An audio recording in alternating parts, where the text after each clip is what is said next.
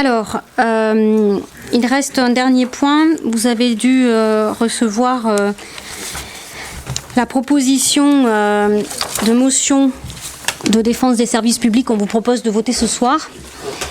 C'est Bruno qui va la présenter. Je voudrais juste faire un petit mot introductif. Qu'est-ce qu'il y a, pardon ? Donc, en tant qu'élu, notre mission est aussi, entre autres, de défendre et de maintenir et d'améliorer les services publics de proximité. Quand je parle de services publics de proximité, c'est tout ce qui sert au quotidien à nos habitants. Donc, je parle évidemment, vous le voyez, de la poste, des transports, de l'hôpital, des trésoreries, qui sont nécessaires au quotidien pour nos concitoyens.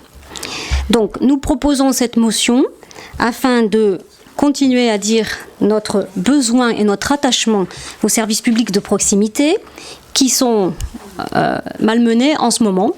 Donc du coup, on souhaitait faire une pause aujourd'hui pour pouvoir proposer cette motion, pour redire, de toute manière, nous aujourd'hui, les élus, on travaille avec le service public. Nous sommes ici, dans un service public, et on voit bien l'attachement que les habitants ont à leur mairie et à leurs agents territoriaux, donc l'importance aujourd'hui de la proximité de ces services-là, et donc de leur maintien et de leur renforcement. Donc il était important pour nous qu'on puisse dire aujourd'hui cet attachement-là et ce besoin qu'on a au quotidien, et ce qu'ont besoin au quotidien les habitants de notre commune. Je rebondis là-dessus parce que j'ai eu dernièrement des courriers, vous le voyez aussi, hein, la trésorerie qui va déménager, donc s'éloigner. Ce sera moins facile de pouvoir accéder à sa trésorerie quand on voudra régler aujourd'hui une quittance par exemple, ou alors on sera obligé d'aller au bureau de tabac pour régler un numéraire, en tout cas une quittance. On ne voit pas trop où c'est qu'aujourd'hui ça peut aller. Il y a aussi l'inquiétude sur la poste, puisqu'on a pu constater ici en mairie, et j'ai eu des courriers d'habitants qui me disent que le courrier fonctionne très mal depuis quelque temps. Et on a vu apparaître une plateforme à la Orserie de courrier, de tri de courrier et de colis. Alors aujourd'hui, ce qui a été dit, c'est que ça n'inquiétait pas du tout notre bureau de poste et qu'on était sûr de le conserver. Moi, en tout cas, je reste vigilante là-dessus. Donc c'était important aujourd'hui, avec tout ce qui se passe et ce qui se dit, qu'on puisse redire aujourd'hui, ce soir, notre attachement à nos services publics. Donc Bruno, je te laisse la parole pour la lecture de la motion.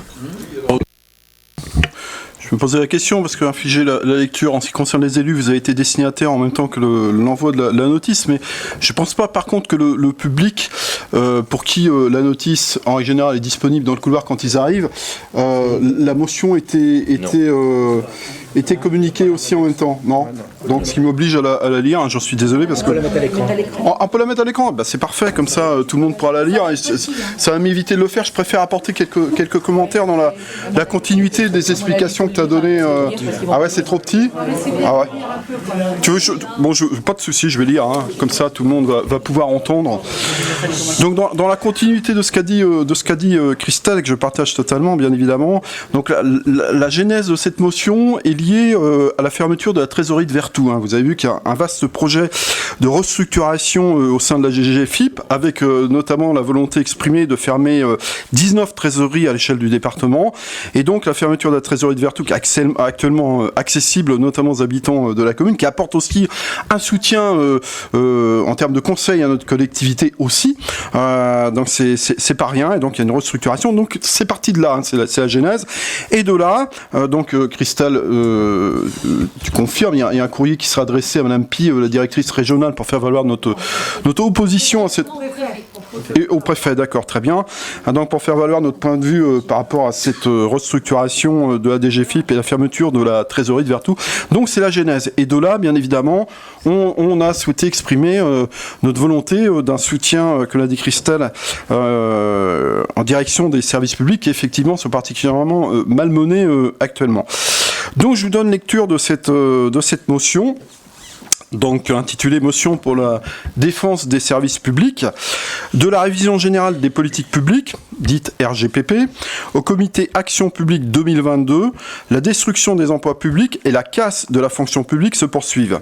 L'annonce d'une réduction des dépenses publiques de 30 milliards d'euros de 2018 à 2022 et la suppression de 120 000 postes de fonctionnaires concrétisent cette orientation politique. Tout les services publics subissent cette politique d'austérité.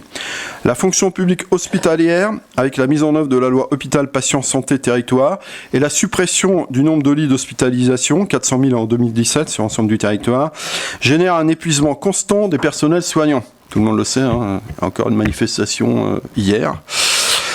En 2018, le nombre de jours d'absence pour maladie pour le personnel non médical était de 222 334 jours contre 215 487 jours en 2017, soit 21-31 jours par agent.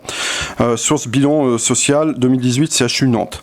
Cette dérégulation des conditions de travail impacte non seulement les agents, mais contribue aussi à dégrader les conditions d'accueil et la qualité des soins pour les patients.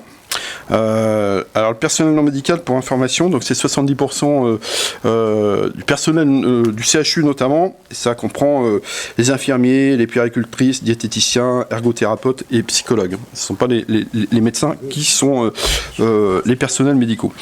Les fusions imposées, comme celle au sein, je rappelle que le CHU c'est le premier employeur de la région, hein, 12 000 et quelques agents. Les fusions imposées comme celle au sein des services des impôts, suppression de 19 trésoreries de proximité dans notre département, dont celle de Vertou, le changement du statut de la Poste et la fermeture de nombreux bureaux, la suppression de 300 tribunaux en 10 ans, pour ne prendre que ces quelques exemples, constituent l'illustration de ces réformes, qui portent atteinte au maillage des services publics de proximité sur nos territoires. La fonction publique territoriale n'échappe pas à cette remise en cause des services publics. À la légitime inquiétude liée à la suppression de la taxe d'habitation et la réduction du pouvoir fiscal local des collectivités, il convient d'y ajouter l'encadrement des dépenses avec le nouveau mécanisme de contractualisation avec l'État. Le taux de croissance annuel d'évolution des dépenses de fonctionnement des collectivités territoriales et de leur groupement est plafonné à 1,2%. 145 communes et 62 métropoles, toutes les régions et départements dont les dépenses de fonctionnement sont supérieures à 60 millions d'euros sont concernés.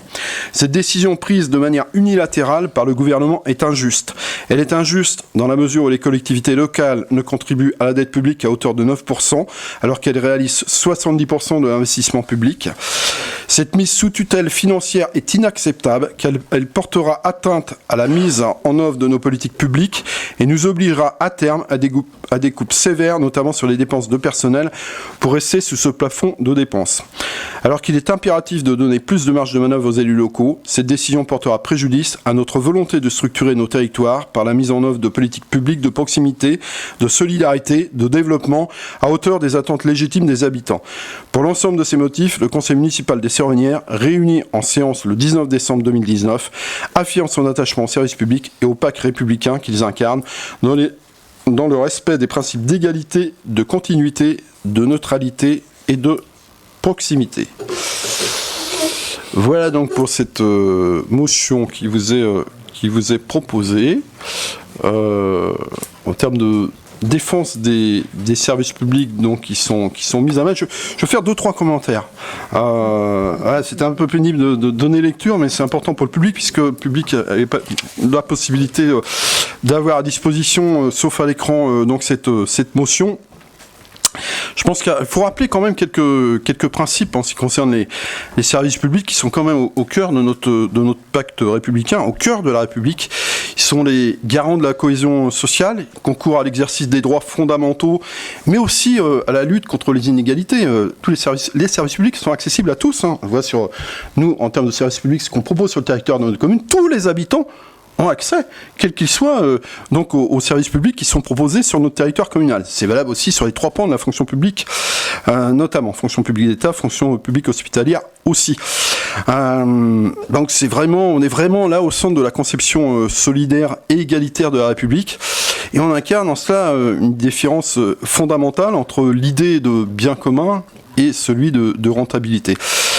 Et un point sur lequel j'attire votre attention, parce que les services publics sont souvent décriés. Donc il y a tout un courant néolibéral, on peut le qualifier en tant que tel, parfois assez caricaturales dans ces appréciations qui laissent croire que les services publics seraient dispendieux.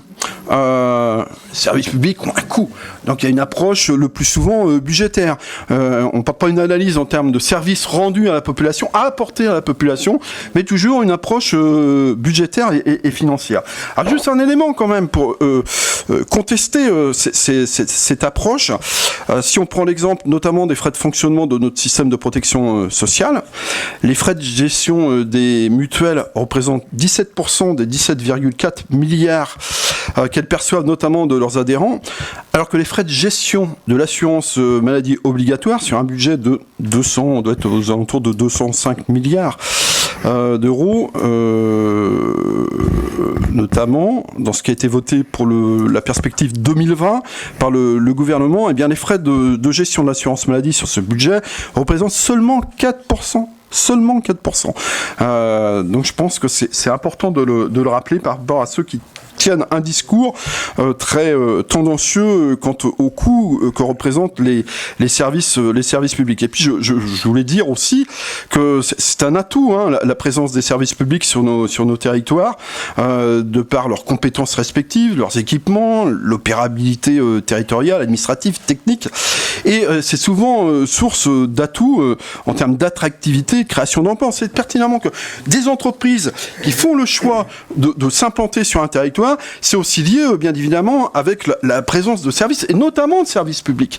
Hein, la désertification de nos territoires par les services publics, bien évidemment, ça impacte aussi l'implantation des entreprises et donc le développement économique. Donc c'est un atout. Il faut le dire, le choix d'implantation le plus souvent des entreprises se fait aussi en corollaire de la présence des services publics.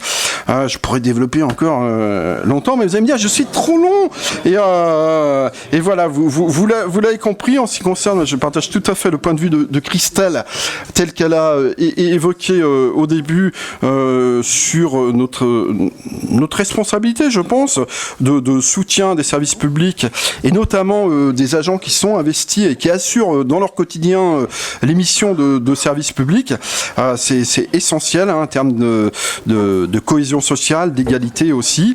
Donc je pense que cette motion trouve toute sa place dans la situation actuelle, et je m'arrête là.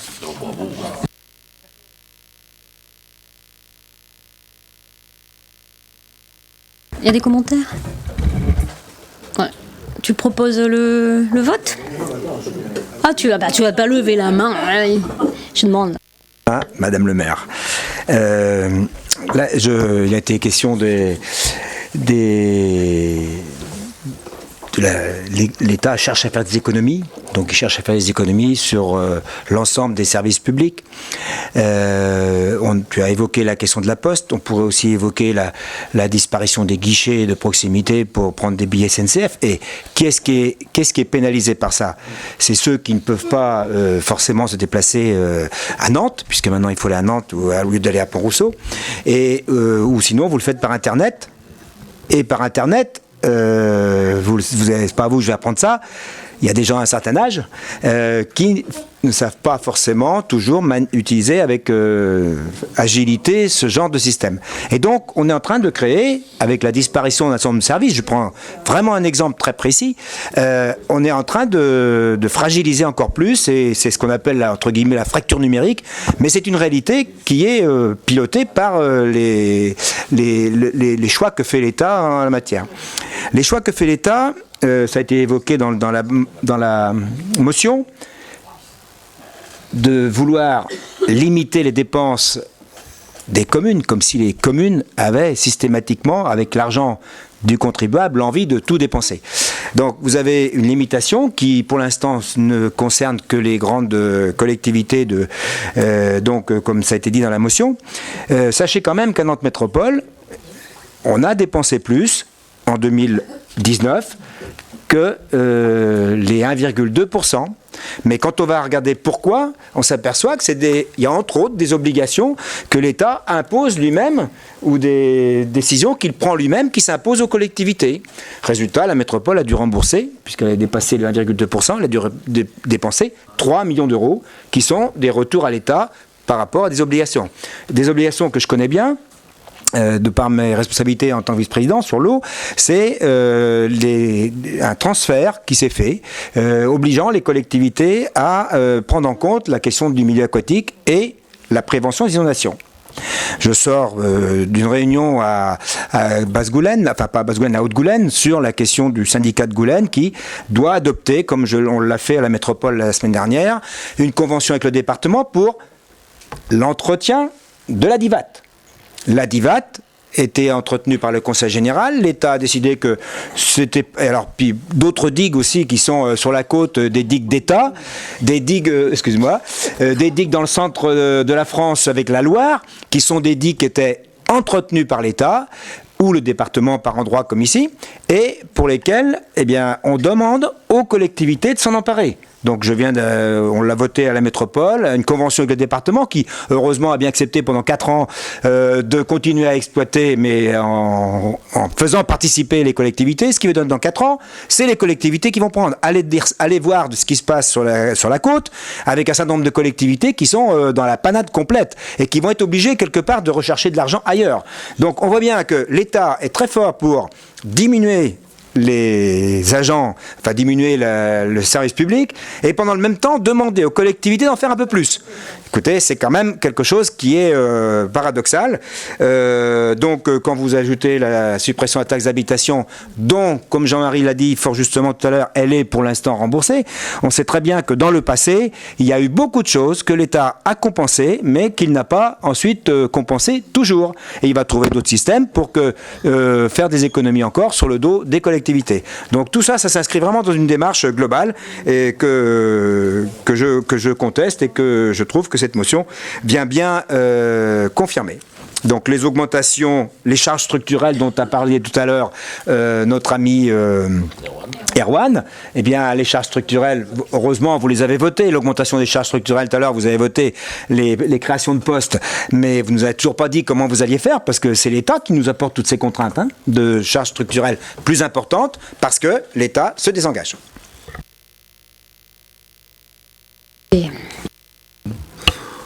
Oui, j'espère, Christian, que ce que tu viens de dire ne va pas faire augmenter les impôts dans la métropole. Hein. Fais attention. Hein. Plus sérieusement, je me réjouis quand même que cette motion ne traite pas uniquement des trésoreries. Ça me faisait peur. Je ne suis pas tout à fait d'accord avec ce qu'ont décidé les autres conseils municipaux dans les autres communes en ne parlant que des trésoreries. La casse des services publics, ça ne concerne pas que les trésoreries, bien évidemment, ça concerne toutes les administrations, tout le secteur public est concerné. Et je pense que cette motion répond bien à notre inquiétude, et c'est pourquoi je pense qu'on ne peut pas l'adresser uniquement à la directrice régionale des finances publiques, mais bien évidemment au préfet, parce que ça concerne évidemment le préfet et l'État. Donc moi, je voterai cette motion, justement parce qu'elle s'adresse à l'ensemble des services publics. Tout à fait.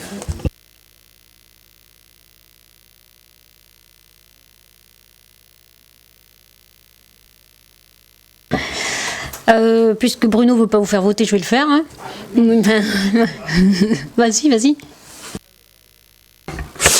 Donc on passe au vote, s'il n'y a pas d'autres interventions. Donc qui est contre? Qui s'abstient? Une abstention. Donc j'en déduis que le restant de l'Assemblée est pour cette motion. Merci.